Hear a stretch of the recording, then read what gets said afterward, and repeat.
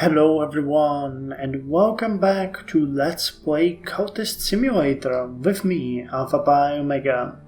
So in the last episode we have finished our first expedition to, well, the hospital.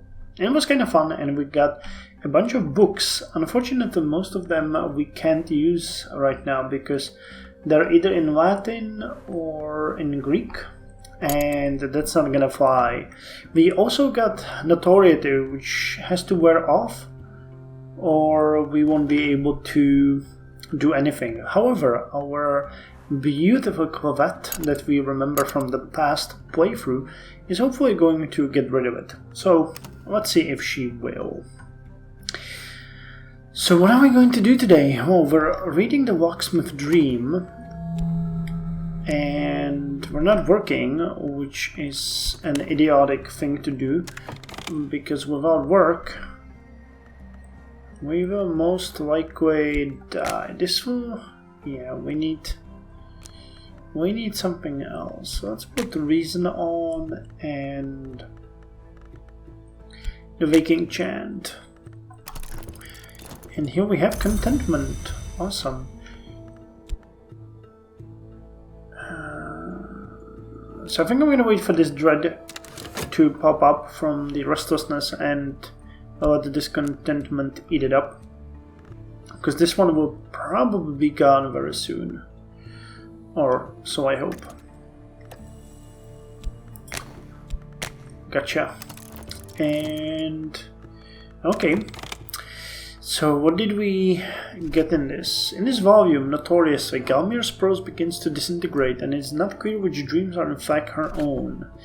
The woman in the sand-covered robe has told me, the stairway of the manses go ever up, death is down.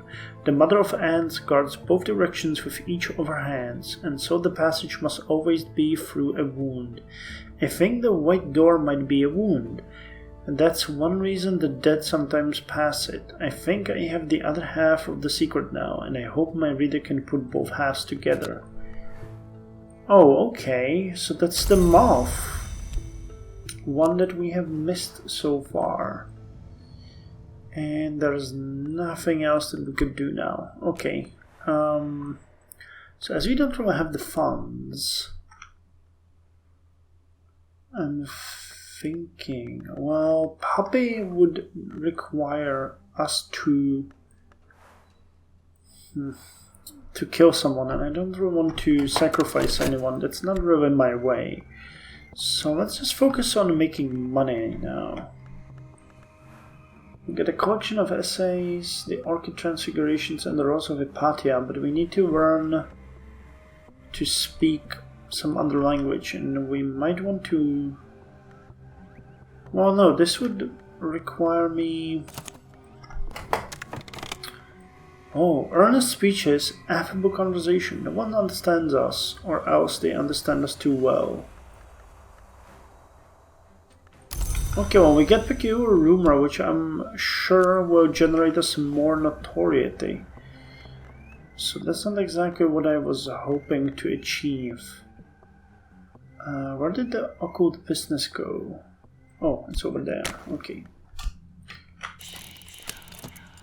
Okay, let's try this again. Oh wow, did it reset?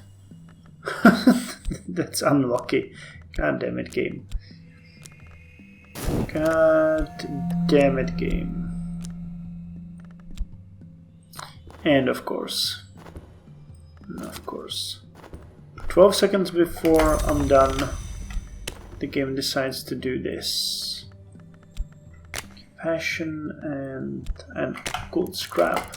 Improvise on a secret doctrine. We'll need the contentment to help us get rid of the dread. Speed it up a bit. Fleeting reminiscence we got here. Yeah, I'm really struggling with money in this one. Okay. So Corvette is trying again, which is actually great. She will... Actually, let's do it without. She will keep Yeah, she will keep it to herself. Yep, she got it. Awesome. So he has nothing to go on, and I'm just gonna search the city and get a good night rest.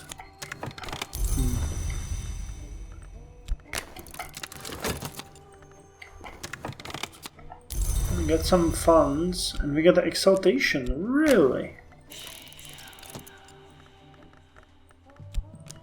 We can take advantage of that right now.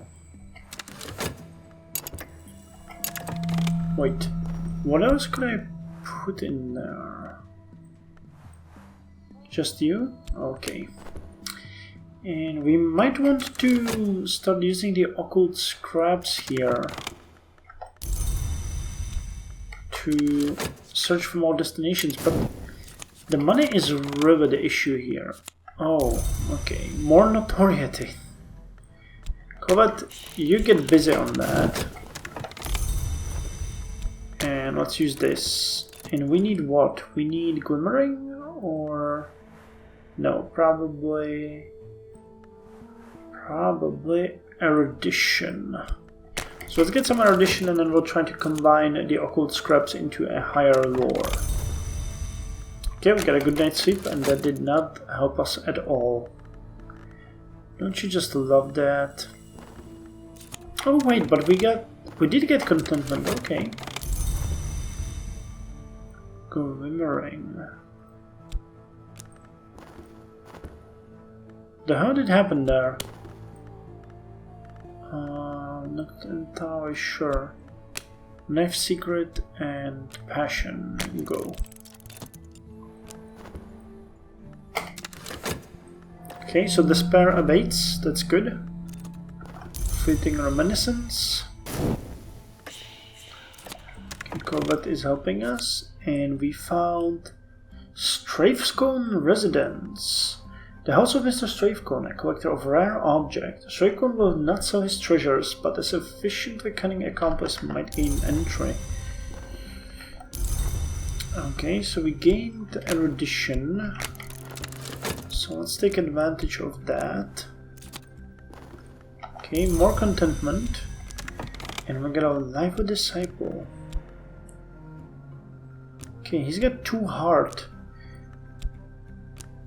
I'm not entirely sure it's gonna be enough.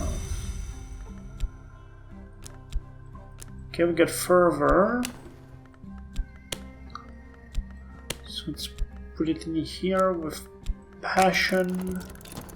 And let's put... Oh, I can't. Oh, I can. Cool. Let's put this here. So we're making a base for getting more money so that we can go on an expedition, but my conundrum here is, do we send just Covette and Enid? That's Knock and Heart. They could get hurt, plus we don't really have that much money to, you know, just waste it on random stuff. Okay, there's Mystique, and we get another lively disciple. I guess we can only get the lively ones. Well, okay, if we lose those, that's not gonna be as dangerous as we might think. So let's see. Mr. Stracone has forbidden entry to his library. Unfortunately, let's see what we can do. Okay, here we go with the erudition, so we're gonna get a better scrap. Here we have some vitality. Here we get funds, and we get another exaltation. Awesome. And I'm gonna try to recruit more followers. Okay, so what's there? Watchers. They can be fought, seduced, or deceived.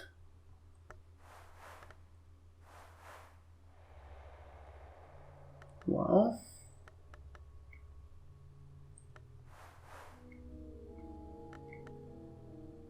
Our expedition plans for next challenge. Only the Watchers are there, so I don't know if Heart is gonna work. I think it ought to.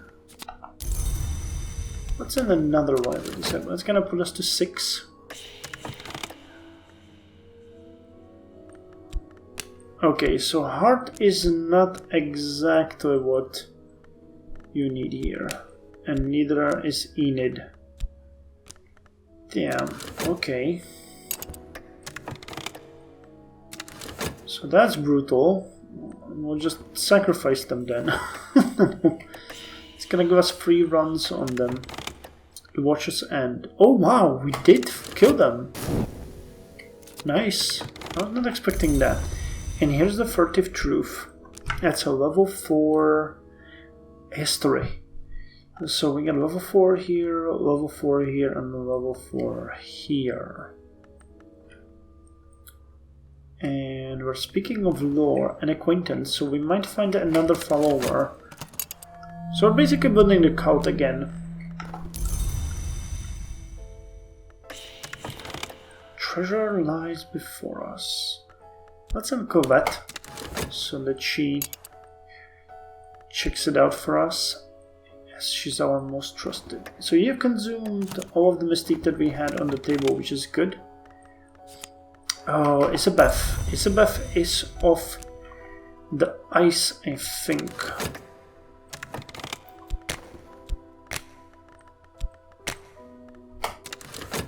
So we'll invoke the heart and get her in our grasp.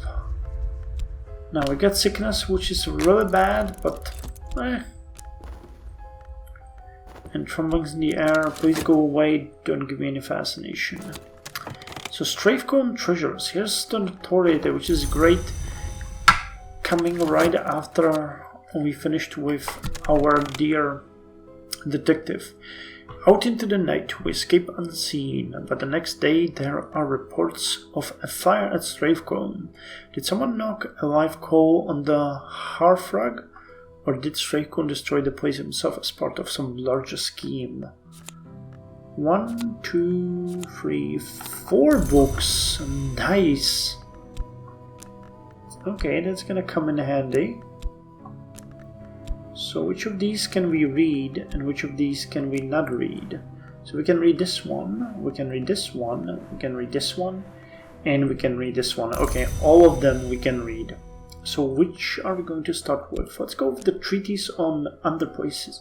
Herein, the 17th century mystic and antiquarian Claude Hersol describes the bounds or underplaces on the borders of dreams. He wants that they shift over time. Cool. The walls of the manses, Hersol begins, are the size of starlight. Many of his directions are equally unhelpful, but common relationships do emerge. Okay, so Isabeth has been... Oh, wait, no, she's not off. She's of the moth. I always get that wrong, don't I? My viewers can attest. Now we get the vitality, so I think we'll be able to push it even further. Yep, okay. So we'll have moth, we'll have heart, we'll have everything.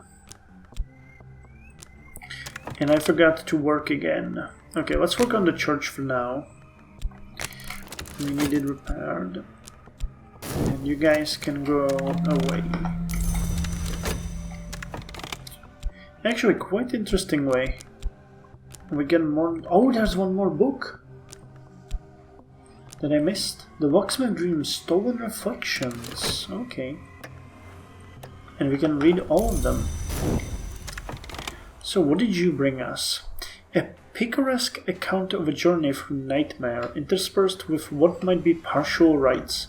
On the 18th ascent is the bud. On the 36th ascent, the blossom. Okay, so we get 2 of the knock, and we could upgrade these using erudition. Okay, so that's a quick fix. And Isabeth has now been promoted to level 5 moth. She's now a disciple. Awesome. So let's get the erudition and finish up that. I'm gonna have to move this, it's bugging me. And finish up that upgrade. Covet, you need to get rid of this notoriety if you can. Also the mystique, but most of the notoriety. And I'll need an early night because we're getting restlessness. Read whatever is to hand. So here comes our erudition. Here comes more restlessness. That's just bad. So hopefully I'll be able to upgrade the Iguvine right.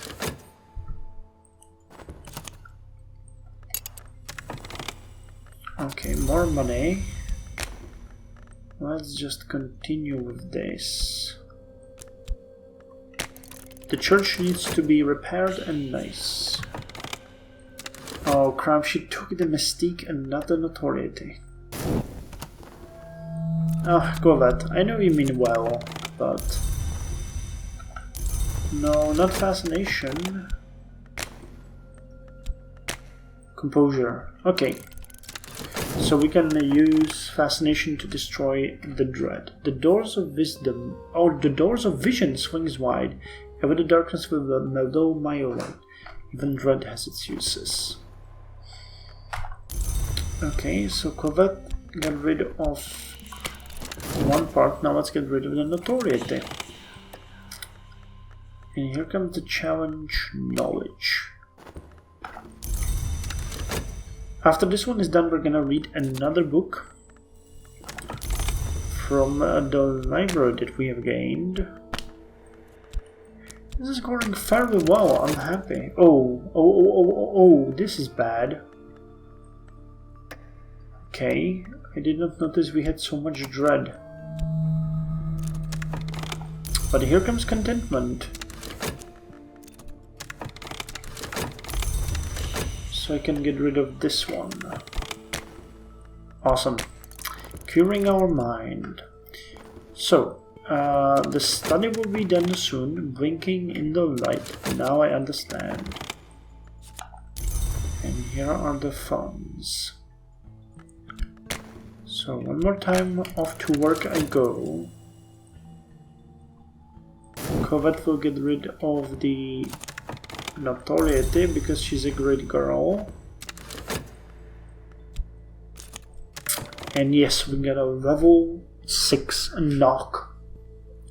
When we open a thing, then we learn its nature. I've deepened my understanding of the lore that opens, which we call by its aspect knock. A concept of wounds. To open certain ways, one must first open oneself. This practice outlines the opening in the name of the Mother of Heads. Requires a grim lesson. Okay, so we would need a wound to finish this. So let's end this episode by reading another book. Let's read The Locksmith Dream's Stolen Reflections, the 4th volume of Teresa Gallmer's expansive work, no longer a discussion of the dreams of artisans, but a valuable survey of other works. The tone is calmer than that of Trespasses, but occasionally fearful, even paranoid. This volume was published in 1926, but almost immediately recalled and pulped by the publisher, at the request of the author or possibly the authorities, depending which story you believe. A few copies survive. Janus is the gatekeeper, the twin god, the god that wounds, the presager of changes, the sun, the moon. So we identify him with the watchman, the twins, with the mother, with the forge, with the meniscate, and the medru god. He cannot be all these, can he? The Flemings knew the church, knew the dry land, knew Elagabalus. Is he then Synthesis, or is he something else? In Galicia they called him Janus Laminus, but the Obliviates are notorious for their slanders. Well, they are. And I didn't manage to get rid of the dread fast enough. Well, what can you do? get Fleeting Reminiscence. And after we finish this book, we'll be done. We will be done for the day.